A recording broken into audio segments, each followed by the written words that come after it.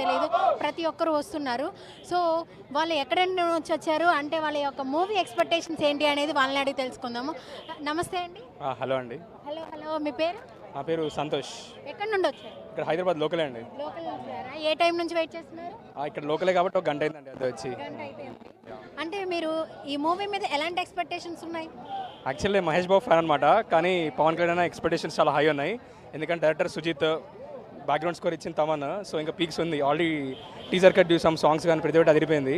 So full హైప్తో ఉన్న మూవీకి. హైప్లో ఉంది అంటే బాగా అట్రాక్ట్ చేసింది ఏంటి? మ్యూజిక్ పరంగానా లేకపోతే ఓన్లీ పవన్ కళ్యాణ్ గారు స్టోరీయా? యాక్చువల్లీ మెయిన్ అట్రాక్షన్ అంటే సుజిత్. ఆల్రెడీ ఇంతకు ప్రభాస్ చూసాం అనమాట, సాహో ఎలా ఉందో.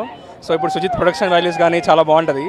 సో అదే హైతో వెళ్తున్నాం అనమాట. సుజిత్ మూవీస్ చాలా బాగుంటాయి. ప్లస్ బ్యాక్గ్రౌండ్ స్కోర్ తమంది అయితే మామూలు లేదు సార్, చూసాం కదా, పీక్స్లో ఉంది అసలు ఎక్సైట్మెంట్ అనేది. అంటే సుజిత్ గారు ఒక ట్వీట్ చేసినట్టు తెలుస్తుంది బయట సోషల్ మీడియాలో. ఏంటంటే సాహో చూసిన తర్వాత ఈ యొక్క మూవీని, అంటే ఈ మూవీ చూసే ముందు ఒకసారి సాహో చూడమని చెప్పారు.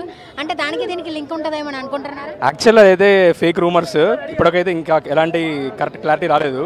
సో ఇంకా మనం వెయిట్ చేయాలి 4 days ఇంకా రిలీజ్కి, దాన్ని బట్టి మనం చూడాలి. డ్యూయల్ రోల్ ఉందంటున్నారు, నిజమేనా? డ్యూయల్ రోల్ కూడా తెలియదు అని చెప్పలేము అసలు.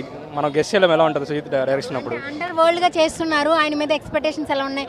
ఆయన ఒకవేళ మీరు చూడాలనుకుంటే పవన్ కళ్యాణ్ గారిని లేకపోతే సుజిత్ గారి డైరెక్షన్ లో ఏమైనా చూద్దాం అనుకుంటే ఎలాంటి రోల్ని ఎక్స్పెక్ట్ చేస్తారు?